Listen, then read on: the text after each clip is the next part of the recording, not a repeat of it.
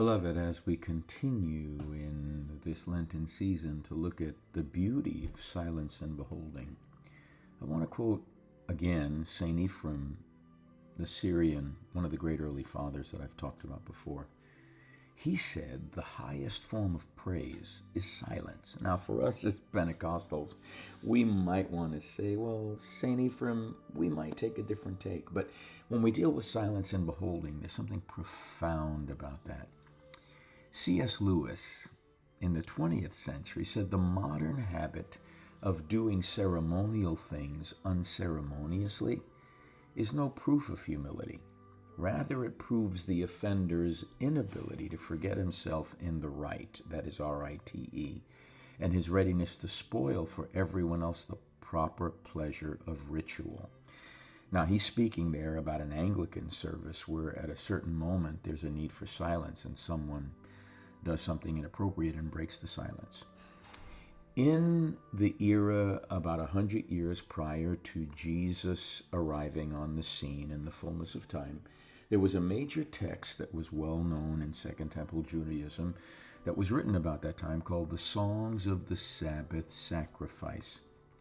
Now, in the Songs of the Sabbath Sacrifice, we have a picture of what Sabbath was like in the temple, and when the sacrifice was offered, what was being experienced. And here's a quote from it, from Margaret Baker's book on that very reality of that text.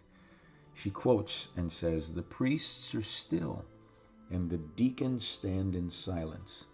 The whole people is quiet and still, subdued and calm. The mysteries are set in order. The censers are smoking. The lamps are shining, and the deacons are hovering and brandishing fans in the likeness of the watchers," that is, the angelic watchers. Pretty profound. "Deep silence and peaceful calm settles on that place. It is filled and overflows with brightness and splendor, beauty and power." Now she comments on that. She says the consecration, and that is of the sacrifice, is the moment of resurrection. Another remarkable link to the royal traditions of Israel, for the king was deemed to be resurrected, literally raised up is the Old Testament word, as Samuel speaks. And he too became a type of the Lord, Messiah, enthroned, who was to be worshipped. And so she wants us to understand, and Maggie Ross, who is the quintessential brilliant voice on this kind of practice, wants us to understand that this is what's supposed to take place when we contemplate the mystery of the Incarnation.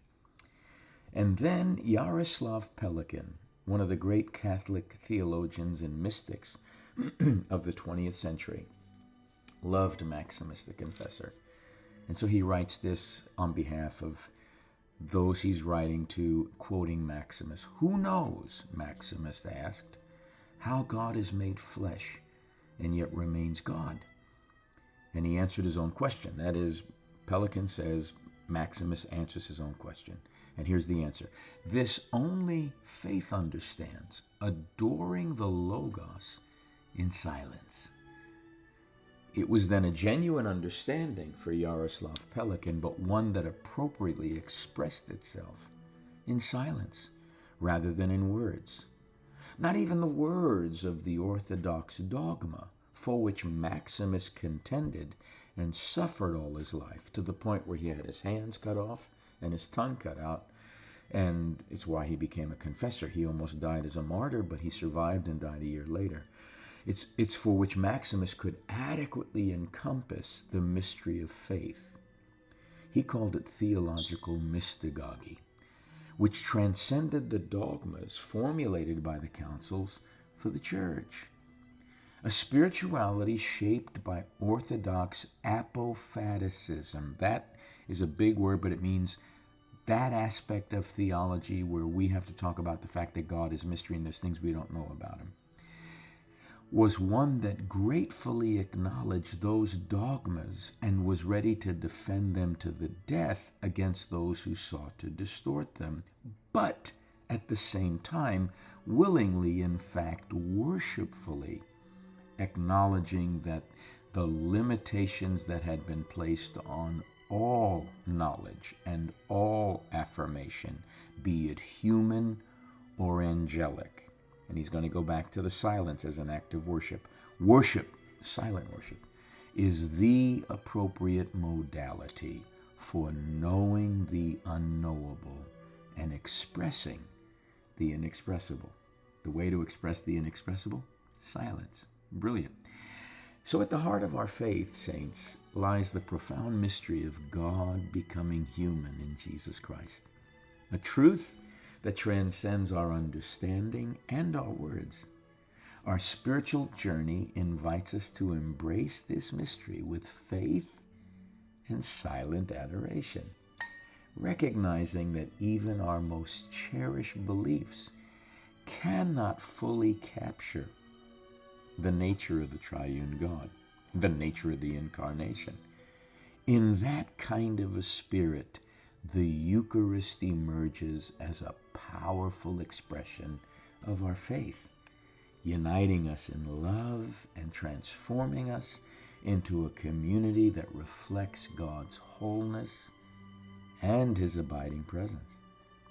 It's through the practice of the Eucharist, approached with humility and a sense of mystery, that we draw closer to the essence of our faith, loving God, loving our neighbors, and loving ourselves in a selfless, transfiguring love that goes beyond words and doctrine. Take some time to reflect on that. Slow down to the speed of revelation. It'll bless you. And sit before the Lord in silence and contemplate the mystery that the God you're sitting before is also one of us, a human being. Amazing.